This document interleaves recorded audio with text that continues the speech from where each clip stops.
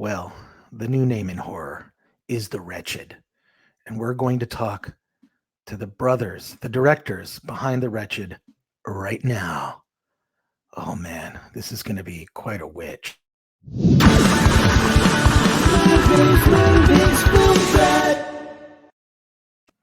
The Wretched is a new film that's coming out from IFC Midnight. IFC Midnight is like a brand that puts out really cool indie horror films. And I've been fortunate enough to talk to some of the filmmakers who have made these movies. The Pierce brothers. When you see this film, you're going to realize that they are a new force in horror. And I want to introduce to the Film Trap Podcast, Brett and Drew, the Pierce brothers. They're here. Welcome to the Film Trap Podcast. I'm so happy to have you guys on. It's always nice to talk to filmmakers whose movies I just fell in love with on first viewing. And I have so many questions about this, but just The Wretched feels like an old school horror movie.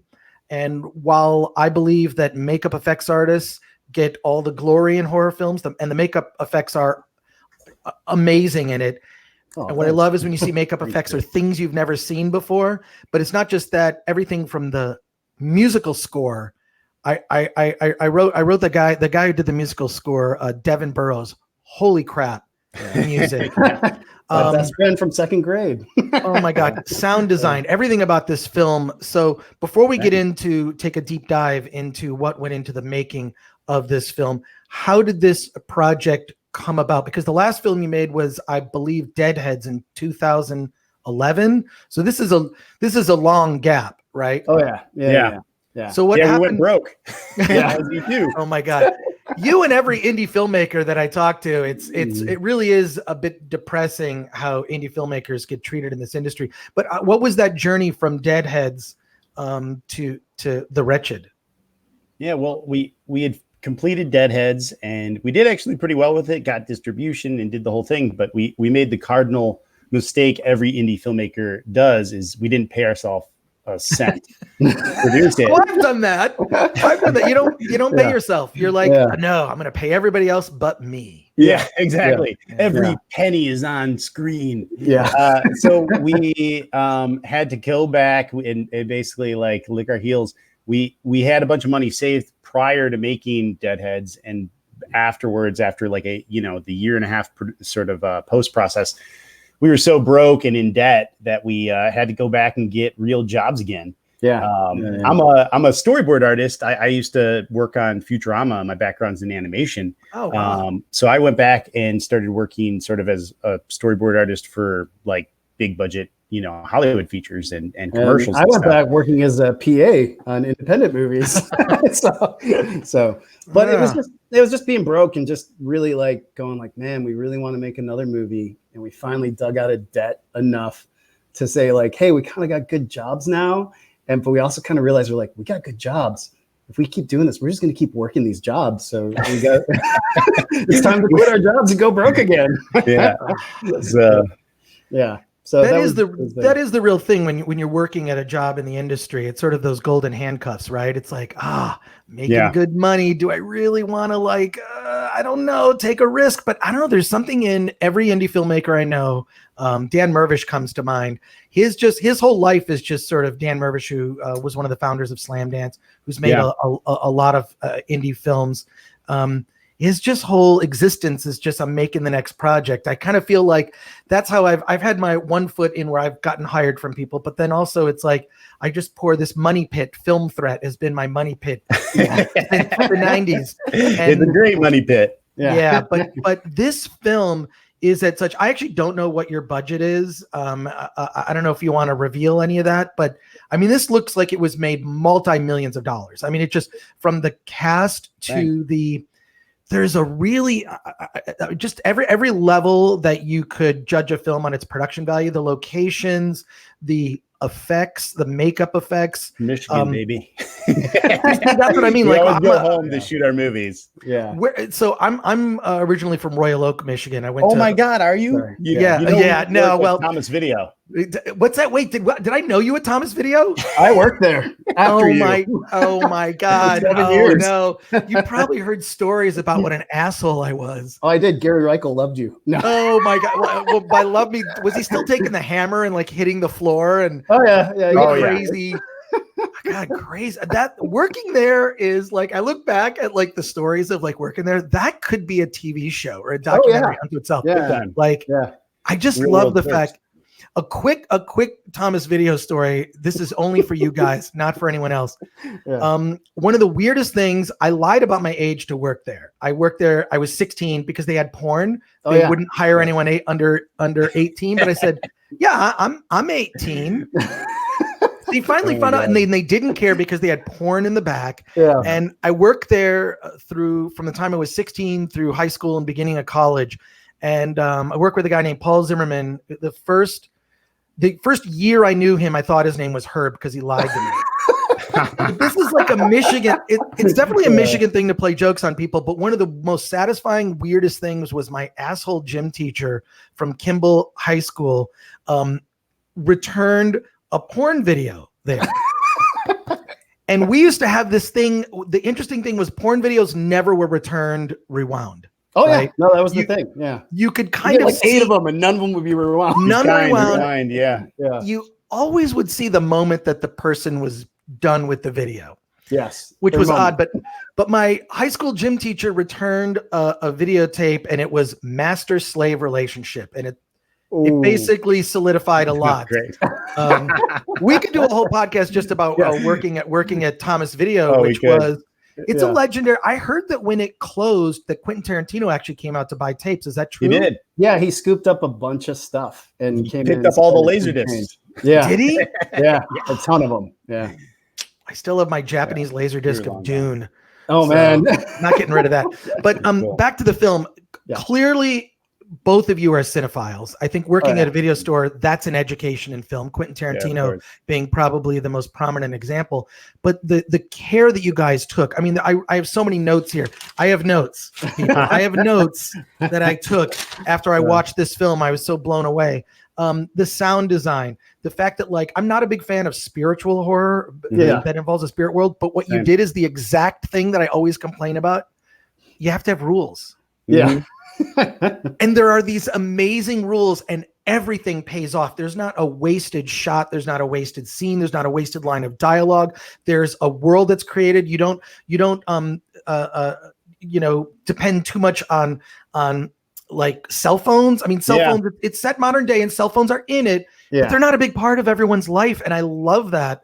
I love that aspect of it. The rule thing was a huge inspiration. We came out of obviously like the 15 years of vampire films and zombie films, like clarifying their rules. And that's what makes those films so exciting to watch. And I think that's where a lot of this story came from, is we'd always like banter back and forth. Like, what are the rules for the witch? It's the coolest creature out there, but it doesn't have any rules. They're always like, it's just a ghost who murdered some children or did some terrible thing. But we were like, what are the rules if you had a really cool witch creature modern day?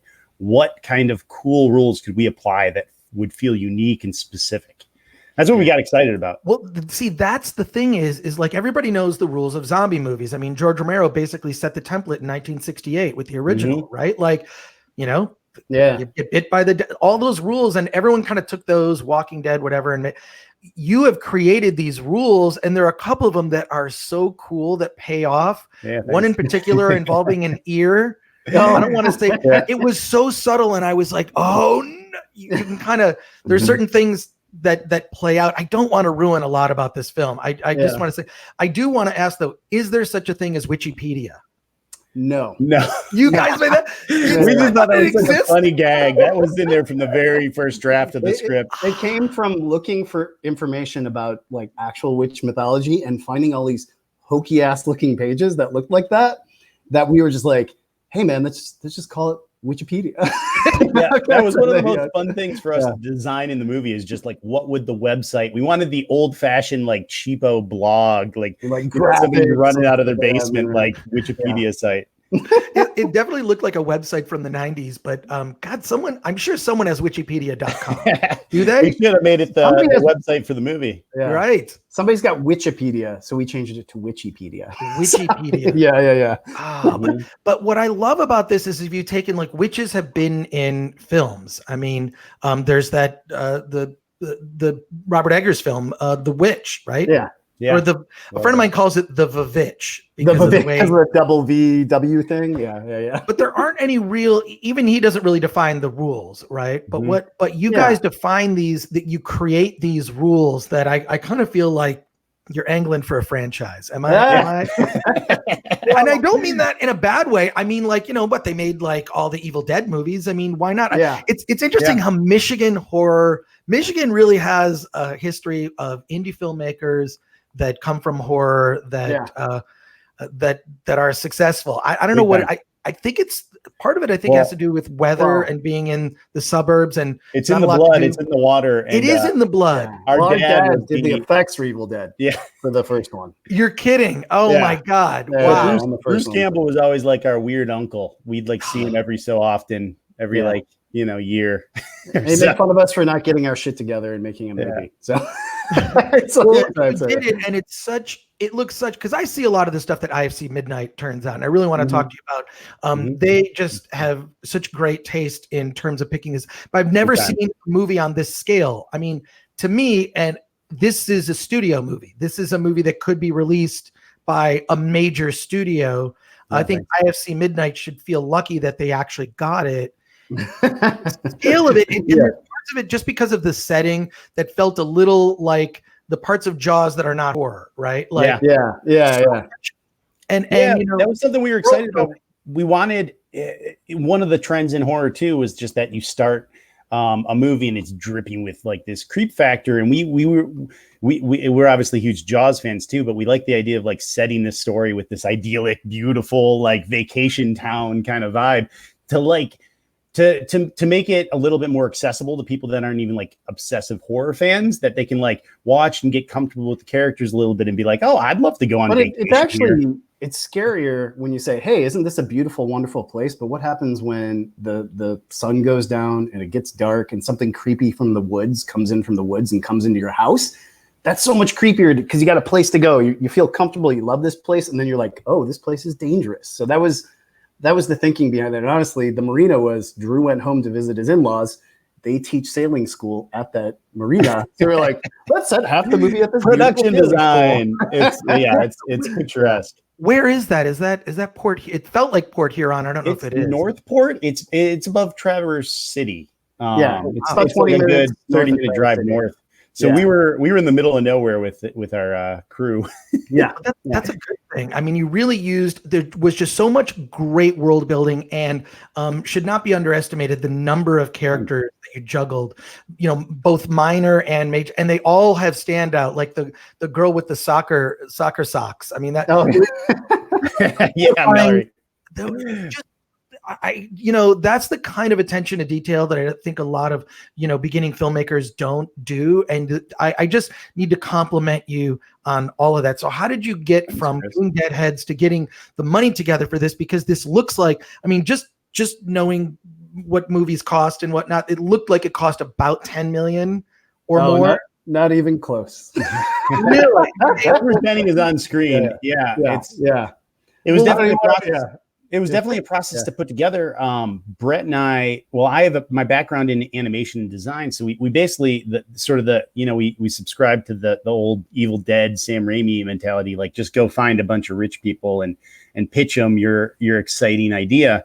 But in doing so, we started on that process. We wanted to be prepared. So we put together like a really fancy lookbook and sizzle reel, Rip-O-Matic thing. And, tax information, basically like a big package we learned from our first movie. But then when we went looking for crew, we were just really picky. Like weirdly enough, we found our DP. We found his reel on Vimeo online. He's never shot a feature. Never shot a feature. First movie. Connor Murphy. He's amazing. We found he had a couple amazing music videos just on Vimeo that were like staff picks and a couple of shorts. And we could just tell he was hungry to shoot a feature. He had a narrative brain. Some of these music video directors and different people, they can't shoot necessarily a sequence. they can't make the lighting match. That's not just where their ambition lies. They like making a cool shot, but not telling a story. And when we called him, he just said, like, guys, honestly, I've been wanting to make a witch movie my whole life. And he's like, please let me do this. And we were like, good. That's what we've been wanting to do too. So yeah. So it was just about finding the right people too. It's like, you got to be picky. You got to pick people that you like. One, they got to be a nice person, because you got to work hard together, and you're going to want to kill each other a couple of times at least, but you want to be able to, like, the next day to, like, drink a beer and be like, man, I love you. You did such good work. Yeah. We just found all those people. That was the put up this open casting call, even for The Witch, just looking for contortionists or people just doing body motions, and got, a lot of local actresses. And we got a ton of responses of people, just snarling at the camera. But we found this amazing girl, Madeline Strunkel, who she's just so great with her physicality and just kind of doing these creature sort of contortion motions. Yeah. She'd never done that type of stuff before, and she trusted, like, these two goofballs that were coming back to Michigan to shoot this movie, like, come out in the woods. You're going to have to wear this, like, outfit. It's freezing cold right now. You're going to be, like, half naked, and you have to snarl at kids. So really just relying on the taste that we formed at Thomas Video. Yeah. It really, there are parts of the film where they're just in the woods, and I'm just like, oh my God, the woods is scary. Or those, like, you played on two things that maybe it's a Michigan thing, I don't know. Just the sound of the wind is scary, and going in the basement and the sound of a furnace. It was always that it's like a monster in the basement. I'm like, that must be, I haven't even thought of that, in decades, just because that's like every basement in Michigan was scary. Oh yeah. Yeah. Ours was terrifying. Ours was when Brett was like downstairs. 1 year old, he saw, or 2 years old, he saw clips from Evil Dead, the meltdown sequence in our basement. Oh my God. Terrified of him ever since. Yeah, but I love what you guys also did, and this is a compliment to your just achievement as filmmakers, but also sort of, I want to put other filmmakers on notice. Being confusing isn't clever. Yeah. Like, shake camera and confusing, and just like, I feel like some lazy directors, I'm not going to name names, will just be confusing for the sake of, well, it looks like a lot of action is happening, the camera's shaking, and I don't know what's going on. What I love that you did, and maybe, Drew, this has to do with your storyboarding background, or both of you, like, you created, I think one of the best people at Action 2 is Steven Spielberg. Yeah. You created a cinematic sentence, which is shot A plus B plus C equals a thing. And you so captured these, everything is so purposeful. So thanks, it's Chris. It's also the geography with so many characters, the geography of where people were, what was going on, all the different story threads happening at once. It's never confusing. It's always, and it's I mean, you don't do the typical thing of playing with time. I feel like that's overused. It's, once the movie begins in present day, it's on. Yeah, right? thanks. Yeah, Brett and I were meticulous planners, basically. With my storyboarding background, we storyboarded every single frame in this movie. We went through with Connor, our DP, and we shot listed everything. So we had like 552 shots color coded to every setup, and it's a challenge, just even coordination wise, to shoot a movie with nice coverage, because the time to shoot has been restricted more and more. The days of shooting your independent feature for like 3 months are long gone. So it's really about, like, just, you have to be a super planner. You have to know exactly what you need, and nothing gets we actually got snowed in northern Michigan, because we were supposed to shoot in 2 weeks, and snow came down. It's supposed to be a summer movie, so we're stuck in there. Our DP flies out. We literally get buried in this cabin where we can't leave the driveway because there's too much snow. And we just stocked up on whiskey and chili, and we storyboarded the whole movie. So it was great. Well, that time was well spent. I don't know about being in a room with people who've eaten chili. That could be a cabin fever type of film. But I don't know. It feels like a big movie. It feels like a north of $10 million big budget horror film. And a lot of that has to do also with, I'm so glad you pay attention to these details, the sound design. Oh yeah. so remarkable. That's I mean, that's a credit to Brett. So we were terrified. The hallmark of, you know, bad independent horror is terrible sound design. And it's one of the things that, like, you can have the most beautiful image ever, but if your sound sucks, it feels like a cheap movie. Right. Brett and I got talking, and Brett was a huge fan of a lot of video game sound design. There's this I'll let you talk about it, Brett. Oh yeah, well, I basically had played a bunch of games. I had just recently played like the last Resident Evil game. I think it's 7, and great sound design, awesome horror stuff. And I was like, I wonder if this guy's making movies. So I looked him up on Facebook and I found him, and I just messaged him. I'm like, hey man, really like your work. Do you want to check out my movie? Maybe you want to do the sound design. He came and checked it out, and in our little apartment in Los Feliz. And he's just like, oh yeah, this is really cool. Yeah. He's like, I got some time. He's like, I got like a couple months in between gigs. I'm like, oh, cool. What's your next gig? He's like, oh, Hobbs and Shaw. I'm just finishing Aquaman. And we're like, what? You can do this name? Yeah. So we were kind of like, I don't think we have the money to pay you, you know, kind of type of thing. But he had the time, and he just thought it was cool, and he worked with us. He figured out a way to do it. So talented. It's Elliot Connors. His name's Elliot Connors. He's amazing. Don't approach him. Yeah. Indie filmmakers. He's ridiculously talented and brought so much to it. Scares. Well, it's not just that, the score. You mentioned that you were friends with the guy who did the score since 2nd grade. Our friend is a super talented musician. He has been since we were kids. He's just been, and he's always been obsessed with film scores. He got into like spinning and, you know, all that kind of stuff. The DJ back in high school and all that stuff. But he did our first movie, and he did a great job. And he had been studying sort of scores and learning ever since. And it's Devin Burrows. He killed it for us. He's only done these 2 movies, and that's it. So is there any chance that the soundtrack could come out on Spotify or something? Even just release it? Like, he's planning a release. He actually went and recorded some live music recently in Germany. He like went and like recorded some of the tracks live. And I think he made like an orchestra suite piece from the movie, and wanted to go record it in the specific place in Germany. He like paid for it himself just to go do it. And I'm waiting to hear the music. He hasn't sent it to us yet, but we're really hoping. He really wants to put it out. It's just a matter of if we can make that work on something. I hope so. I love his score, and like working with him, like we're score nuts. So like, that's one of our favorite parts, is when you get to that point and you're working out those elements. It's just like so exciting, because all of a sudden you realize all the scenes that like you like get amazing, and all the scenes you're kind of like, oh man, I don't know about this scene. And then the score goes in, and you're like, nope, it's a good scene now, you know? So, he weaves a lot of like thematics throughout. Like different characters have sort of like subtle themes that will play into the creepy scenes, and then back and forth. Like we love like the little subtle connections that he worked into so many different scenes, kind of connecting. I mean, it sounds like a full orchestra. How did you even afford to do it on such a mass scale? It's really amazing. It's all him on his home system. He recorded some small live elements of single instruments that he bought and performed himself. Yeah, he had these really interesting, like weird sort of imported instruments, like this weird triangle, like can't remember what type of skin. It was some weird animal skin on it. Hide. So he created some of the witch sounds out of that to make it feel more tribal.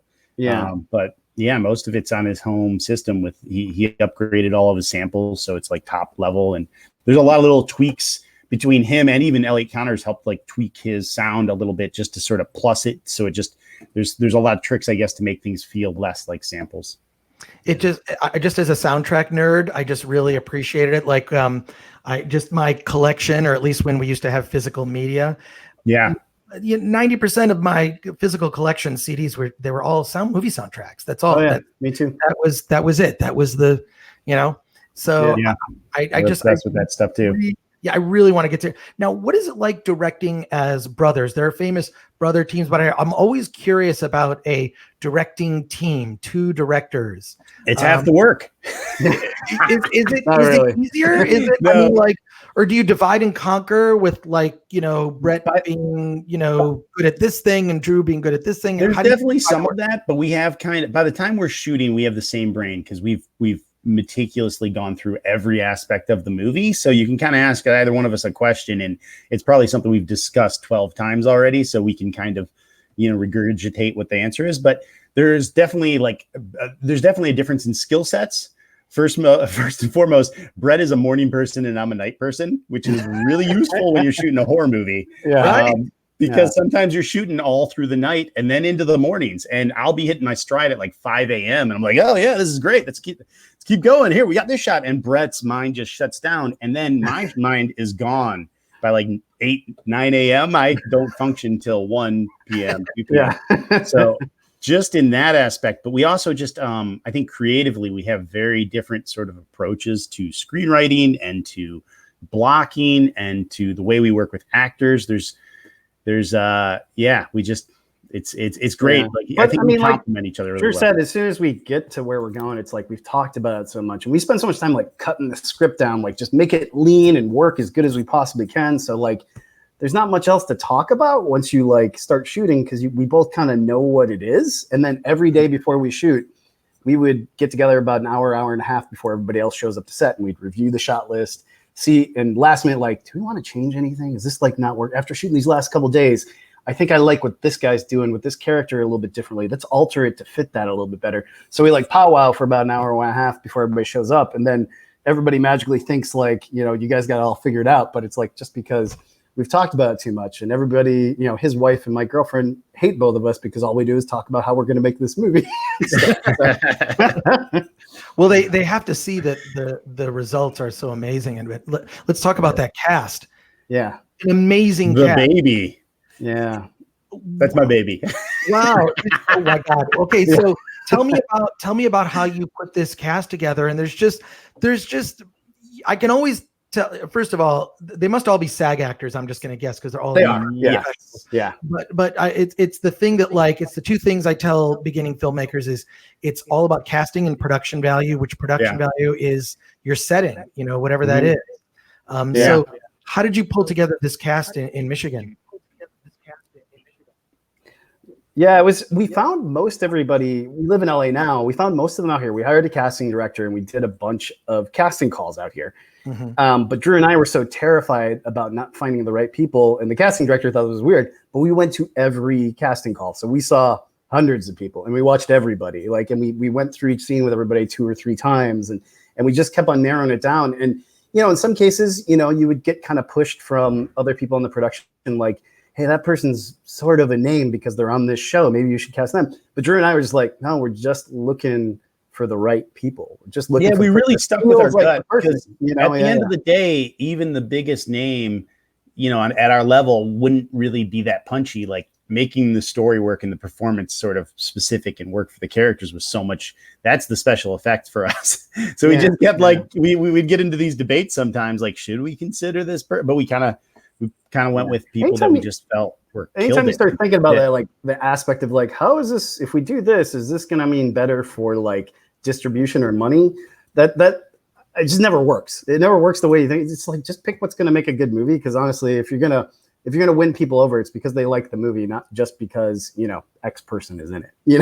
So, right. But I mean, I do think that the performances, you can't underestimate what an actor contributes to a special effect, because they sell it through either their fear or reaction or whatnot. I mean, it's sold that way. So I don't know. I just think you did an amazing job. Thanks, Chris. Thanks, Chris. Yeah. I do want to ask, because you've accomplished so much with this. I assume you're working on something new. Yeah. Lots of things, actually. Yeah. Well, I assume you'll be doing a lot of Zoom meetings in Hollywood. We were on one this morning. So, God. This is our new normal. I feel like we're living in the snap. We're living in the post Thanos snap universe, right? Like it just feels very strange. Like we're living that experience, that kind it's like the more detached version of Hollywood, because sometimes you pitch on Zoom or on Skype, and producers don't even always share their screen. Like, you don't even know who's watching you, and you're just like pitching to this machine sometimes.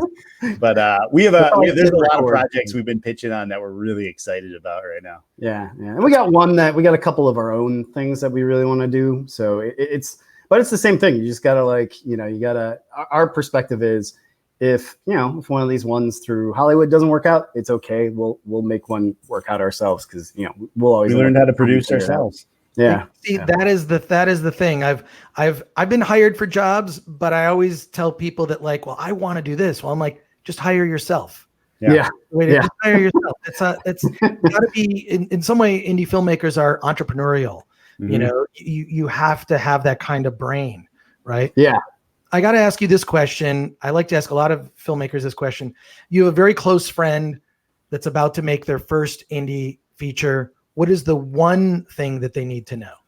And the bonus is I'll get an answer from both of you, which would be great. Man. What's the one thing you got to tell your friend? Like, look, a very close friend. What do you my tell number. them? Okay, I want to tell. There's like 500 things. That's the problem.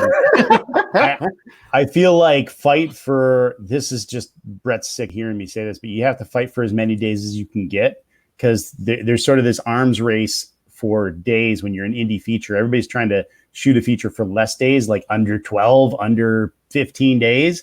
And the truth is all the movies that you love, just look up how many days any movie you love shot. Like, and try and find one that shot anywhere like south of 25, 30, 40 days, and you won't find a single one. Like every Spielberg movie and Raimi movie, they went like triple overtime shooting. Like they shot for like 4 or 5, 6, 8 months. But that's sort of the arms race. And I think the most important challenge. And I think a lot of indie filmmakers, at the expense of just wanting to get something made, they dive into it. But it's impossible to shoot. I don't want to say impossible. There's probably one filmmaker that can probably pull it off somewhere, but it's almost impossible to shoot a feature in 10 days. I'd rather shoot with no crew, with just one actor for 2 months on my own dime than shoot 10 days with a crew of 80 is the truth. Yeah. You might be making that movie in the next couple of months. We're making it now. This is the first act. I don't know. You just saw that Roger Corman announced he's doing a quarantine film festival where he's gonna feature films made during the quarantine. And cool idea. I think it is a cool idea. I love Corman as a huge inspiration. Brett, what would be your one piece of advice?